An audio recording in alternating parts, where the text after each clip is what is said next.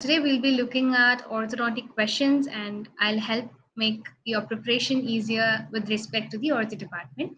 We'll be seeing about anchorage and habits today.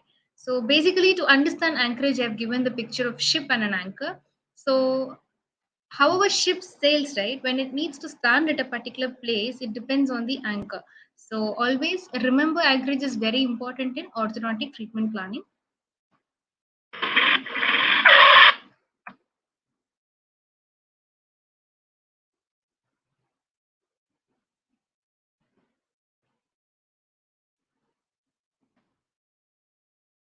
According to Moyers, anchorage is nothing but it is a resistance to displacement. Okay, and it depends on a lot of things like manner of force application, how we apply the force. It can either be simple or stationary or reciprocal. We need to understand the basics before going into the MCQs. So in simple means it's resistance to tipping. The anchorage is achieved by tipping of the tooth. In stationary, the anchorage is achieved by the bodily displacement of the tooth. And also in reciprocal, it is the anchorage obtained by pitting one tooth against the other. So coming to the jaws involved, it can either be a single jaw, okay, within the same jaw, or it can either be in the opposite jaw. Okay. This opposite jaw is also called as Baker's anchorage. You have to remember the term. Then coming to the site of anchorage, it can either be intraoral or extraoral. In intraoral, it can be anywhere associated. In extraoral, we can talk about something in the neck, cervical, occipital, and also cranial in the head region. And it can also be facial associated with it. And finally, it can be muscular, which is involving muscles associated with anchorage. And he has also given based on number of anchorage units. It can either be a simple one or it can either be a compound one based on one or two number of teeth which is involved in anchorage. It can also be reinforced, that is a non-dental anchorage sites. It may not be a tooth from which the anchorage is delivered. It can either be a palate or an associated substance. Yes. So with this, we come to the equation of the MCQs, right? So now you understood what is anchorage and why it is important, and also what are the different types of anchorage and how we are going to deal with it. So starting with simple anchorage, it what does it refer to? So as I previously said, there is called simple, stationary, and reinforced, right? In simple anchorage, it is the basic. So here the answer will be simple anchorage is closure by tipping. Anchorage usually refers to the teeth prevents the which acts as a savior and it will prevent its tooth movement. So resistance to movement is anchorage, right?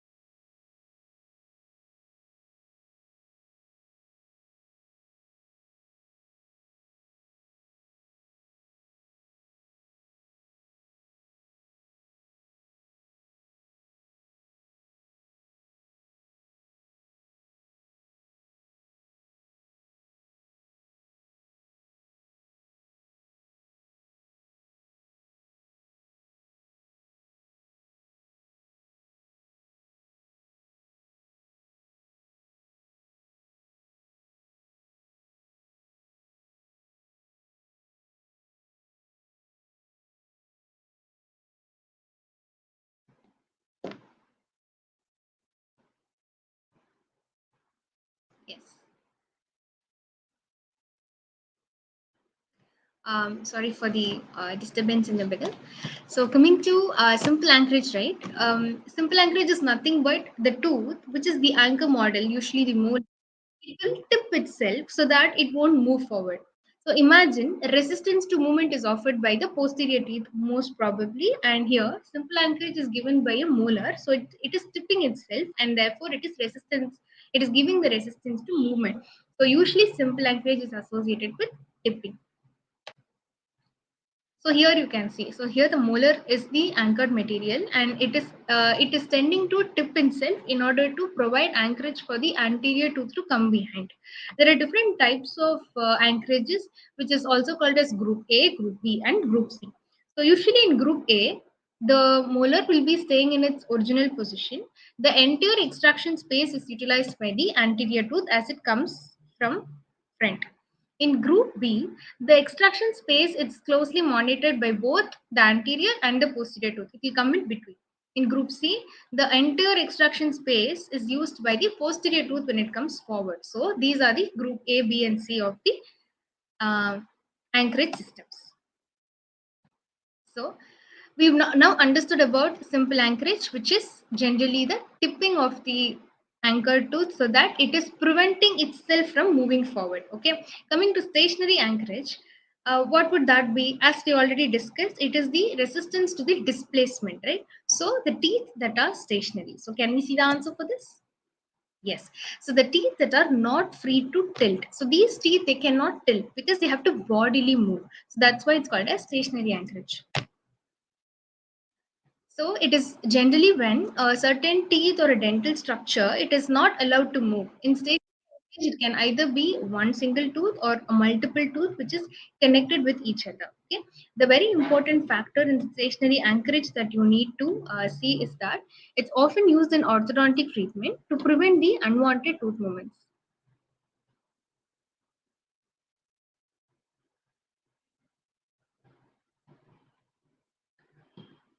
Yes.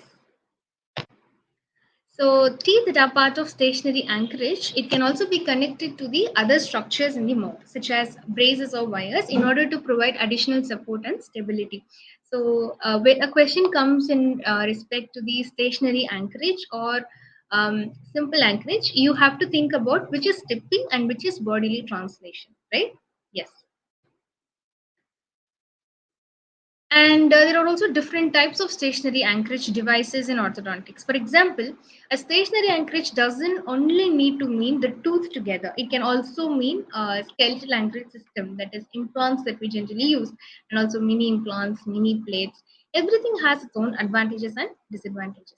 So coming to the third question, simple retraction of maxillary incisors using maxillary molar as an anchorage is an example of stationary anchorage, because here the posterior tooth is resisting to move forward, right, and the anterior tooth is coming back in a bodily translation. So whenever there is a bodily translation involved, always pick stationary anchorage.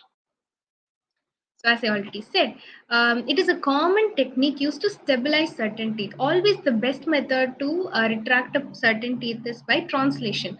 What do you mean by translation? Translation is that whenever we take a tooth, for example, say premolar, the anterior tooth should come behind, right? It should not tip and come into the extraction space. It should always come as a movement, as a translation, bodily movement, as we say, as such that it moves steadily with respect to its crown and root aspect ratio, and it doesn't tip and close the extraction spaces. So we should always be careful about it, and stationary anchorage is usually preferred mode of anchorage.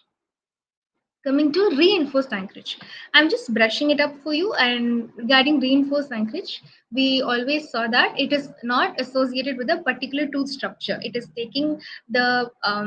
is taking the place of a soft tissue or a palate or whatever it is. So now the answer would be inclined plane.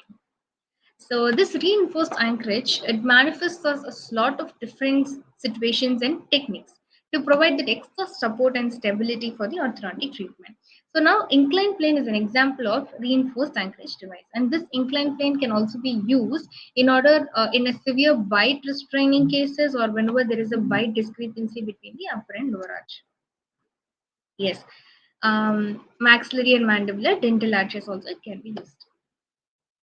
It is inclined plane is nothing but, as the word suggests, it's just an inclination plane, and there is a slope, okay, which is behind the maxillary teeth, and the slope it provides for the mandible to come forward easily. This reinforced anchorage is also used in some complex cases where some significant tooth movement cannot be achieved only by using the tooth structures, and it needs some support of the associated soft tissue and palate and coverage, etc. And now coming to the next question. Anchorage is most effective in so round roots, flat roots, triangular roots. So we all know that in round roots, it's very much easier to move the tooth. But in triangular roots, it's not difficult. It's really difficult because it has a broad base, okay, and it has a structure which is three-dimensionally involved in the alveolar bone, and therefore it is very difficult for it to move. And what is anchorage again? It is resistance to movement. So usually triangular roots are preferred. And where would triangular roots be? Usually it is associated with the molars. And as you all know, molars are a three-root tooth or two-root tooth which has triangular roots, and it is embedded deep in the bone so that it will resist the movement. And it is typically found in the posterior teeth. Yes. And some of the effectiveness is that the size and the strength. Not all the posterior teeth has triangular roots, and it depends on which will provide the most resistance in that tooth is selected for providing the anchorage. Coming to maximum resistance to tooth movement is given by, okay, see, mandibular, maxillary molars, mandibular canines, and maxillary canine. So since you know maxillary and mandibular canine is a single root structure, and it also has a conical root which doesn't give enough resistance. Thereby, mandibular molars are more preferred compared to maxillary molars. Why? Because in the mandibular molars, they are bigger in size when compared to maxillary molars, and also they are situated in the bone. The quality of the bone is denser in the mandible when compared to the maxilla. Yes. As I already said, mandibular molars are considered to provide maximum resistance to the tooth movement as they have strong, dense, and root structure. Maxillary molars will be next in line after the mandibular molars because when compared to canines, maxillary molars really have a better chance of resistance because of the triangular roots and three roots. Okay? So we have to carefully evaluate and find out which tooth would be suitable for how much resistance and how it can be selected during treatment planning. And now anchorage is better provided by, we just discussed it now, it's obviously multi-rooted teeth, right? Yes. Because multi-rooted teeth means it will provide more resistance to movement, and also it's usually triangular in shape, and all sorts of factors will always combine in giving its resistance to tooth movement, and hence it's selected for anchorage systems. So some other factors which is responsible for multi-rooted tooth to be an anchorage element is because of its size and strength of the teeth, patient's age, and also the overall oral health, and which appliance is used according to it. So these are all other factors which you should understand before giving a before delineating which tooth to be given a anchorage system as a unit. Okay, yeah. Now coming to Baker's anchorage is a type of. See, this Baker's anchorage is a term that we discussed at the beginning of the slide. So it's nothing but intermaxillary anchorage. When we use elastics like elastics from upper and lower, then it is called as Baker's anchorage, otherwise called as intermaxillary anchorage. So, some facts regarding this is that this kind of anchorage in orthodontic treatment, when force is applied between the upper and lower jaws to create a stable anchorage element, usually class 2 elastics, and elastics may give this Baker's type of anchorage. And it comes from Edward H. Angle's assistant, Dr. Baker, who first developed this technique in early 20th century. It is usually used in cases of crowding and protrusion. So what happens in Baker's anchorage is that they just put a button, okay, on the mandibular second premolar using an elastic band or wire to connect the brackets to the maxillary first molars. So from lower to the upper. And this, they create a stable anchorage point for the anterior tooth movement. So it's just one of the examples for intermaxillary anchorage. Next question. One of the following may be used to stimulate growth rate of the mandibular condyle. So mandibular condyle is here, which will stimulate the growth of mandibular condyle. So first you have to eliminate the option so that we'll get a clear idea. Headgear. Headgear is generally used in the anterior part of the face, right? It is tend to bring the maxilla forward or to restrict the growth of maxilla, and it doesn't have a direct effect on the mandible. Chin cup is for the chin and associated with the direction of the mandible. Face mask is also associated with maxilla. So that leaves us with class 2 elastics. Class 2 elastics would be the one which is used as a adjunct for growing the mandible condyle. So how is class 2 elastics used? That is from upper canine to lower molar. The upper canine is forward and lower molar is backward. So it will be like this. So this class 2 elastics will help to bring the mandible forward. While bringing the mandible forward, it will also enable a growth action in the condyle. So it will be very helpful in the condyle development.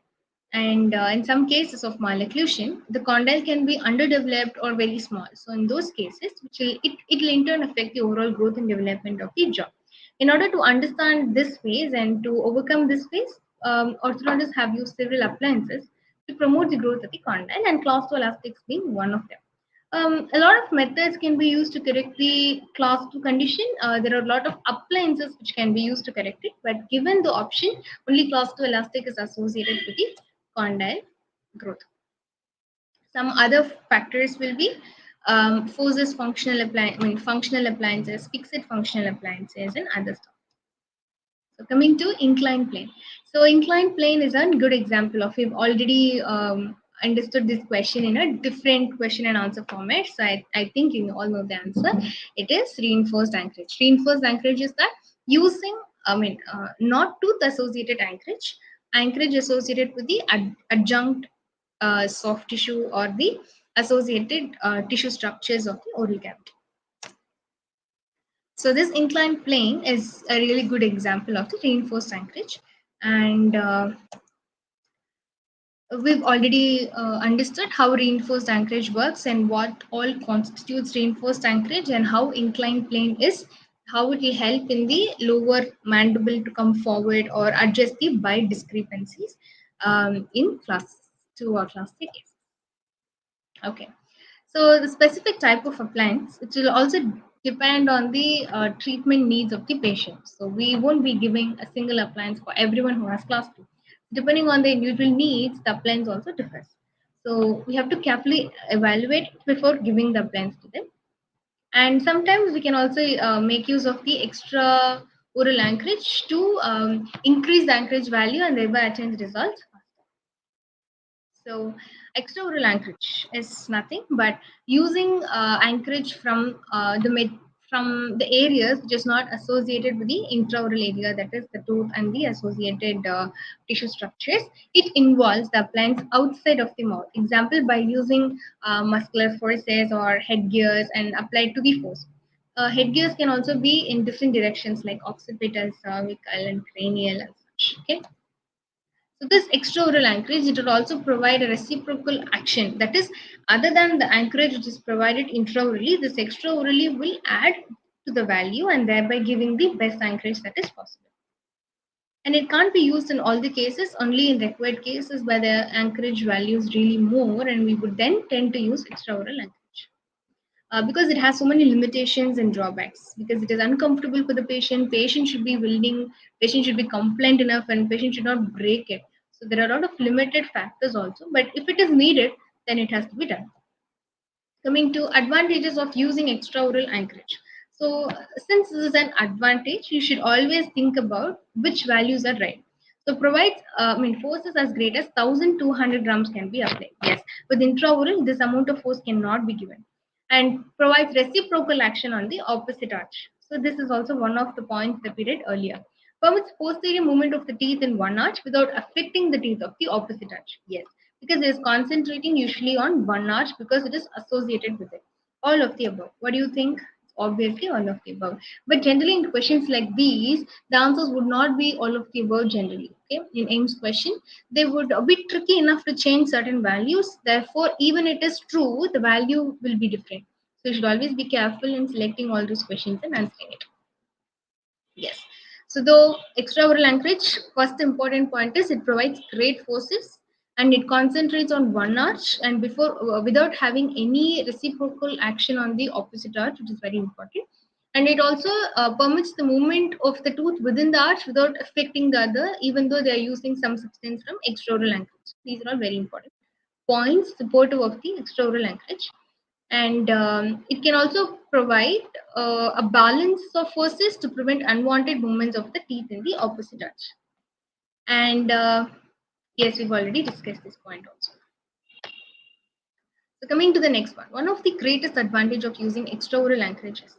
More force can be applied. It has direct reciprocal action on the opposite arch. It permits the posterior movement of the teeth in one arch without adversely disturbing the opposite arch. It can be used for all types of malocclusion. So what do you feel the right answer will be? See, see, as I already mentioned, it can not always be all of the above, and you should always be careful in thinking it. It permits the posterior. More force can be applied, but only the force that is suitable for the particular patient can be applied. So this is the most suitable of the given answer because it's very direct and to the point. So always select the answer which is very close and don't be vague with your answers when it comes to MCQs. So the answer is permits posterior movement of the teeth in one arch without affecting the or disturbing the opposite arch. Okay. The basic introduction on extraoral anchorage, and it is used outside of the oral cavity. And it also has a great control and precision in tooth movement. We can use the extraoral anchorage like headgear. We can adjust the direction in which we want the jaw to grow, and thereby it's highly precision controlled. And we can also include a lot of teeth in it and aid in its movement and balance as well. Coming to the next part, next MCQ, which of the following is relatable to the occipital anchorage? So occipital anchorage is one of the extraoral anchorage, so that point should be noted. So the first answer is intraoral force, tipping a tooth, extraoral force, bodily movement of the anchor. So now you have an intraoral and extraoral, which is really in opposite of each other. Only one of the thing may be right. Tipping a tooth. I don't think tipping a tooth is anyway involved with an extraoral anchorage. Bodily movement of the anchor. So now you know the answer is C, extraoral force. Because it is in bodily movement of the anchor. That is called stationary anchorage. Okay. So now I think you have a clear, correct idea of what simple, stationary, and reinforced anchorage are, and also what is intraoral anchorage and extraoral anchorage. In extraoral anchorage, what are its advantages and disadvantages? Okay. Here, occipital anchorage is one of the extraoral anchorages. Occipital means it is the force is expected from the region of the occipital area. Okay, and headgear is generally commonly given in the occipital area for an occipital anchorage, and it is transmitted to the occipital bone, providing a stable anchor point for the tooth movement. And therefore, extraoral force is the best answer for this occipital headgear or occipital anchorage. And the body movement of the anchor is not the right answer because in occipital anchorage, it doesn't bodily move. It takes the force from the occipit and then it helps in making the tooth movement associated with a particular jaw. It doesn't move translational force because that is associated with the stationary anchorage. So moving to the next question, which of the following is related to the reciprocal anchorage in orthodontic mechanotherapy? Reciprocal, what do you mean by reciprocal? One is giving and the other one is receiving, or the one is giving again to the other one is receiving. So the reciprocal cannot be associated with tipping of the tooth or extraoral force or bodily movement. So obviously the answer is equal and opposite forces. So always remember Newton's law, okay? Equal and opposite force. Reciprocal anchorage. That's an important concept. See, when you want one teeth to come forward and the one teeth to go backward, you put it against each other. So eventually the end result will be optimal. So reciprocal always means one against the other. Okay. Coming to the next question, the following type of anchorage is utilized in the closure of midline diastema. So midline diastema is a situation wherein two adjacent teeth have a gap between them. So you need to close the gap. How can be done? Stationary, simple, reciprocal, all of the above. All of the above cannot be an answer.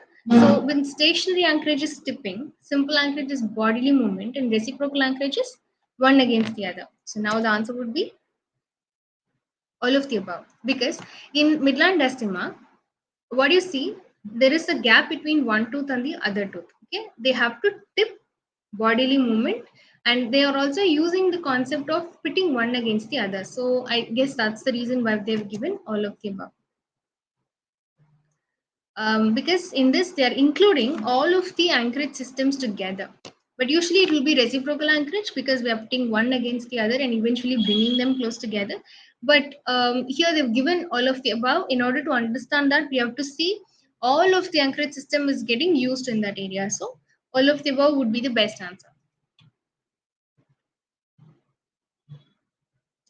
So here in stationary anchorage, it is the bodily movement of one tooth against the other, right? So this type of anchorage can be given by banding a bracket in the palatal area or using a palatal implant. In simple anchorage, it involves using the appliance that is not fixed to the teeth, such as a headgear or a removable appliance can also be used to correct the midline diastema.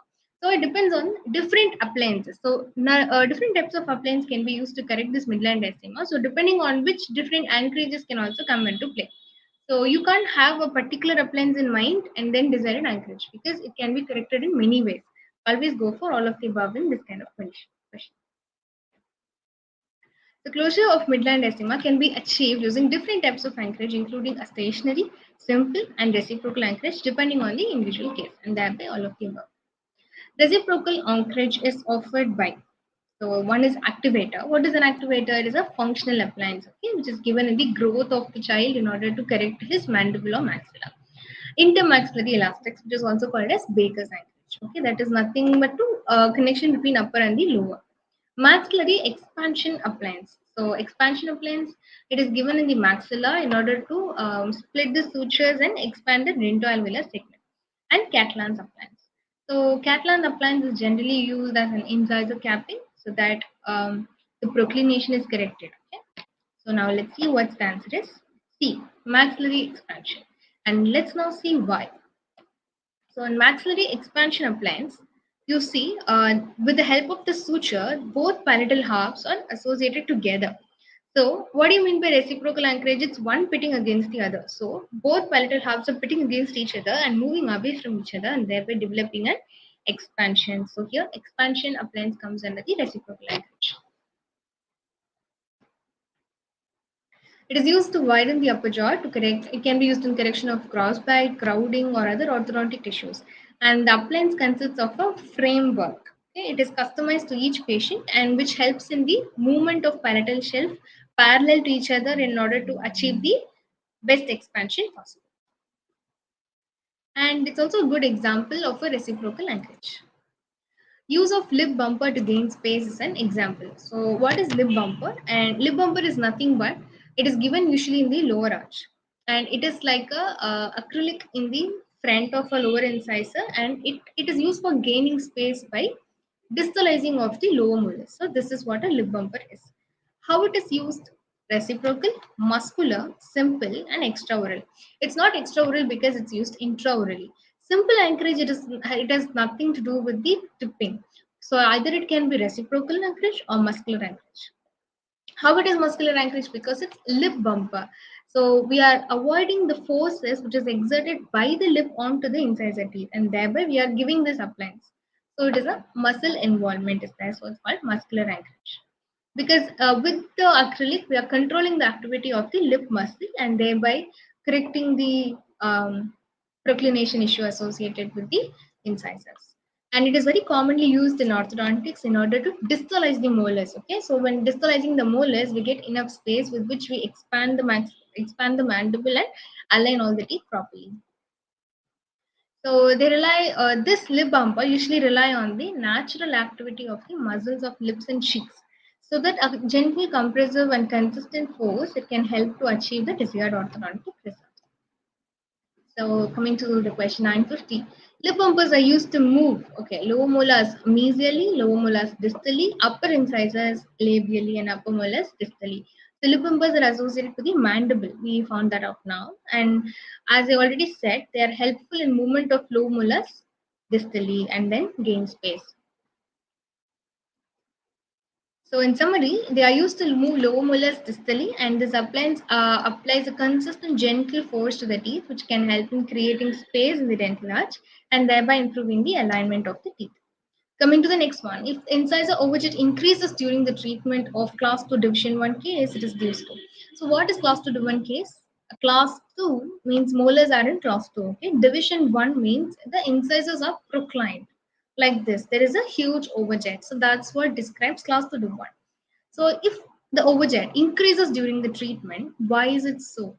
Loss of anchorage. So there is no resistance to movement. So the tooth has moved forward. The anchorage element has moved forward. It can be one reason. Severe opening of the bite. So the bite has been closed and it has opened because of which the incisors has come forward. So that can be another reason. Loss of retention. Yes, sometimes when patients finish the treatment and they don't build the retainers, then tooth will come back to its original position. So loss of retention or all of the above. So here they've given during treatment. So the retention part won't even come into account. And opening of the bite. Usually class 2 division 1 cases is associated with a deep bite. Opening of the bite won't increase the overjet as such. So the correct answer would be loss of anchorage.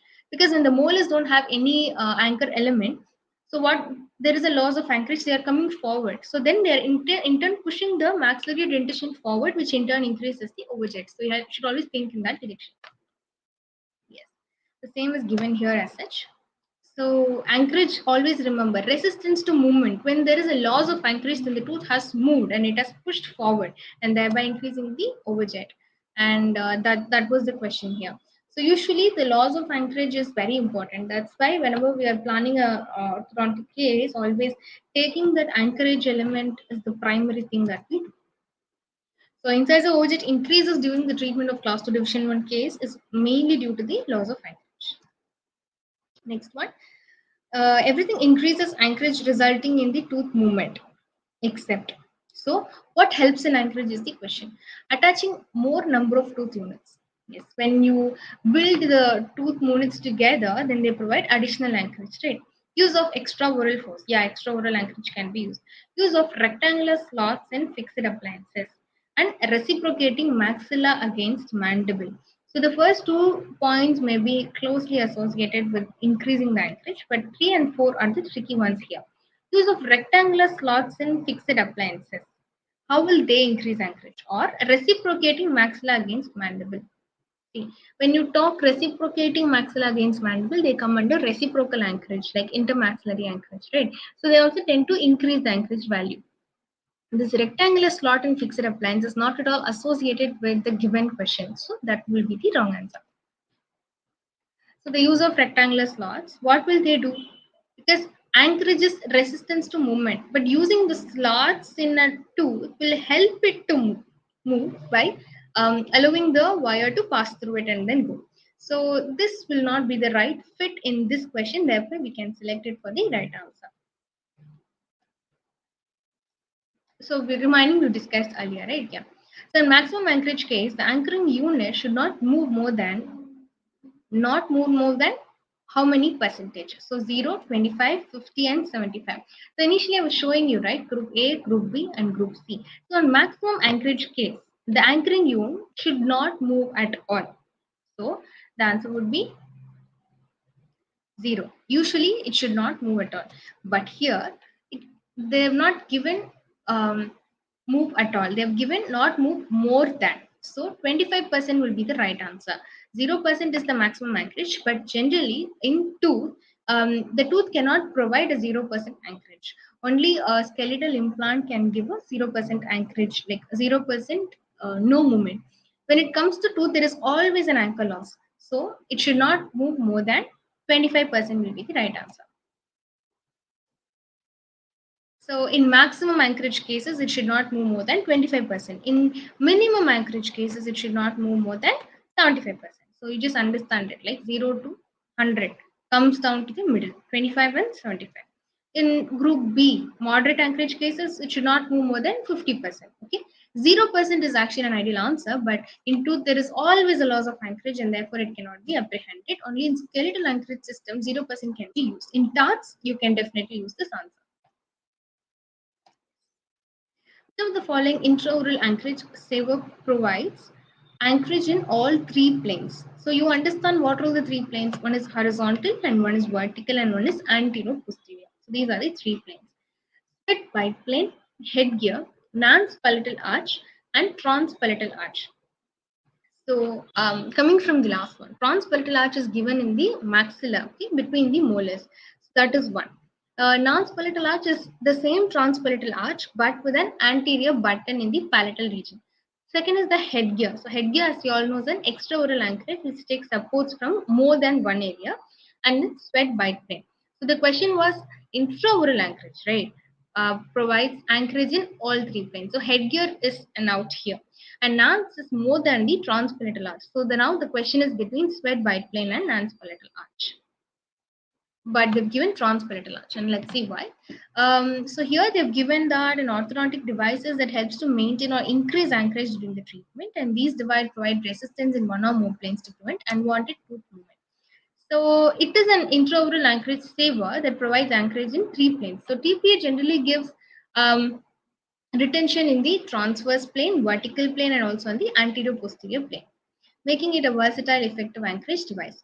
So sweat pipe plane, headgear, and transpalatal arch are also intraoral anchorage savers, but they do not provide resistance in three planes. Okay, so it is transpalatal arch which is here providing the questions. 1 minute, excuse me.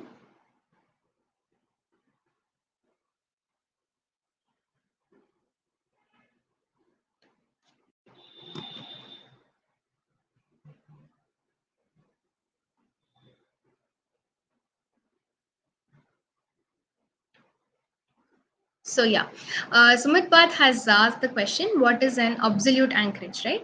So absolute anchorage is usually not given by the tooth. It is only given by skeletal implants or TAT, wherein there is no ankle loss.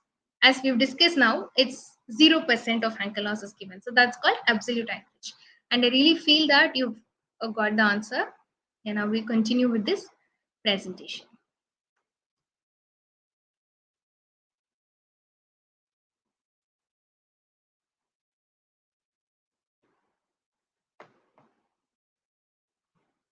Yes. So now, as we already seen transpalatal arch, right? So that is the one anchorage appliance which provides in all three planes. Best indication. So how will we select that? Which is the best indication for a transpalatal arch? So when primary molars have been lost bilaterally, that is the deciduous tooth which is fallen off. When one side of the arch is intact with several primary teeth missing on the other arch. So it is between the two segments of the same arch. Bilateral loss of second deciduous molars. So second deciduous molars, it will be the place of the premolars and just before the first permanent molar. Okay, transpalatal arch is given in the first permanent molar between the two segments of the similar arch, and bilateral loss of first permanent molar. So which do you think is closely associated with this? Is B. So when one side of that is intact and with several primary teeth missing on the other side, with the help of this transpalatal arch, we can just hold the molar in the same positions by pitting one side of the segment against the other so that it will stay in place. Because there is a lot of tooth which is acting together as an anchor segment for the single tooth to move forward. And hence it will be the best indication for the transpalatal arch. So as we already discussed, transpalatal arch provides anchorage in all different planes. One. Now we've noticed that the indication is that when there are several primary teeth present in the opposite segment and all the teeth are present in this segment, then TPA, it is the best indication for using TPA to prevent the mesial migration of the molar. So they can anchor the remaining teeth on that side and prevent unwanted tooth movement. So this is also something called reinforcing anchorage, right? Yes. So for significant differential tooth movement, the ratio of PDL area in the anchorage unit to the PDL area in the tooth movement unit should be. So now we are pitting the periodontal ligament area with the normal area to the anchorage area. So anchorage should always be more because it should resist the movement, right? So how much is it? 2 is to 1, 3 is to 1, 4 is to 1, or 1 is to 1. 1 is to 1 would not be an answer in it because PDL area in the anchorage unit to the PDL area in the tooth movement. So the answer will be C, maximum. So imagine four men are holding the rope in one side and only one is on the other side. They can easily ask him, I mean, they'll easily pull him here, right? So similarly, it's only 4 is to 1. So one way to minimize the PDL risk damages, we have to give optimal force to it, or else the PDL fibers will get frayed and thereby resulting in the resorption. So always we should give optimum force to the PDL fibers. So it's a layer of soft tissue. PDL fibers is nothing but a soft tissue which is surrounding the tooth, right? And it connects them to the bone. So only with the help of the PDL fibers, the tooth can move, because when a tooth is having direct contact with the bone, then it cannot move. So PDL is really important to the tooth movement. And friction is an important part, and I guess there will be more questions on friction later, and we can concentrate on them then. Method of intraoral reinforcements of anchorage. As we already said, reinforcements means adding of compounds like tooth, tissue, muscle, like that. So here, headgear, face mask, mini implants, and shincum. Method of intraoral reinforcement of anchorage. So the question is intraoral reinforcement, and how will these are connected to the intraoral? So my guess would be mini implants, because all these three things are extraoral. Mini implants, as the question was asked properly, like they are an absolute anchorage. Okay, so mini implants are called temporary anchorage devices, which can be used to reinforce the anchorage. They're very highly effective and versatile, and they're also easy to place, and hence they provide absolute anchorage. So now again the question comes: absolute anchorage provides simple tipping, bodily movement, tooth movement with growth modification, or tooth movement with growth modification without unwanted side effects. So an absolute anchorage is something which is provided by a TAD. Okay, so the answer would be D.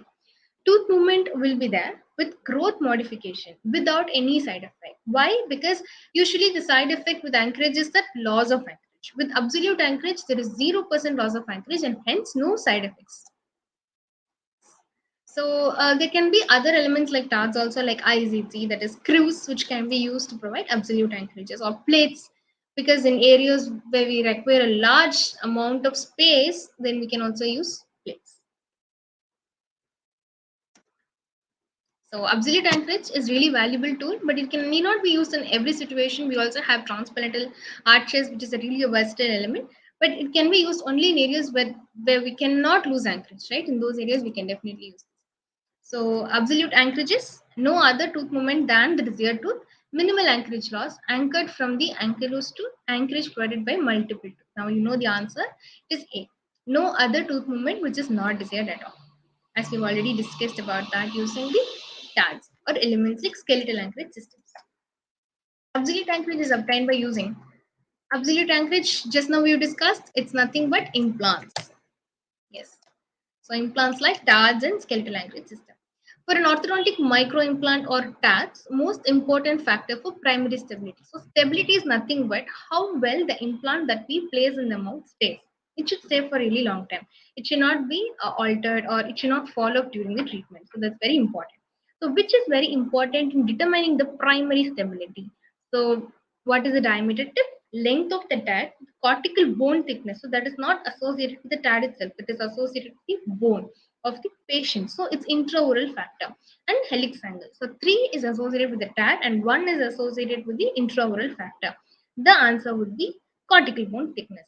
So the primary stability always involves the bone. That's why mandible is a more preferred place for anchor when compared to maxilla. Maxilla doesn't have a compact bone, it has cancellous bone, right?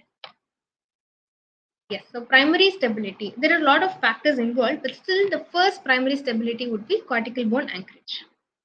It is depending on the bone, the stability of TAD is determined. Other factors like diameter of the tip is there, length of the TAD, and helix angle. There are other factors, but not primary one. So a minimum cortical bone thickness of 1.5 mm is really essential for a TAD to be inserted. If it is beneath that, then the stability will be lost and the TAD will be removed. So the diameter of a TAD implant. What is the diameter? So they have given a range 2 to 4, 2.2 to 4, 1.2 to 2, 2.2 to 3. So imagine the maximum that they've given is 4, minimum is 1.2. 1.2 is the right answer, because when the width increases, then that means that a lot of osseointegration is required, but then later we need to remove it as well, right? So it's always 1.2 to 2 mm. These are the things that we need to understand and memorize so that we can replicate it. So to provide anchorages, the diameter is 1.2 to 2 mm. This is an associated with because we don't also want to provide some root damage while placing it, and we should not damage the adjacent nerve structures.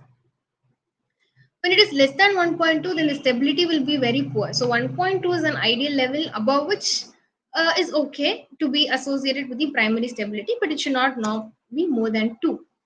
Recommended pitch and helix of the mini screw implant. So I think this will be the last question that we'll be discussing today, and later we can go about it. But today we'll finish with this question: pitch and helix of mini screw implants. So they've given one is the pitch, one is the helix. So helix is nothing but the angle that the thread of the implant makes with the long axis, right? Pitch is the distance between them. So we have four here: 1.5, 1.2, 0.8, and 6. I'm about the pitches. Helix is the angle that is made is 30, 30, 45, and 30. Let's see the right answer. It's 0.8 mm is the pitch and 45 degrees is the helix. That is the recommended value. So now we have learned three things. One, the diameter is 1.2 to 2 mm. The pitch is zero point 0.8 and the helix is 45 degrees. This you should always be keeping it in your mind. So why the pitch and helix are important parameters in the design of the tags. The pitch is nothing but the distance between the adjacent threads. So you see a lot of threads in a screw, right? So the distance between them is the pitch.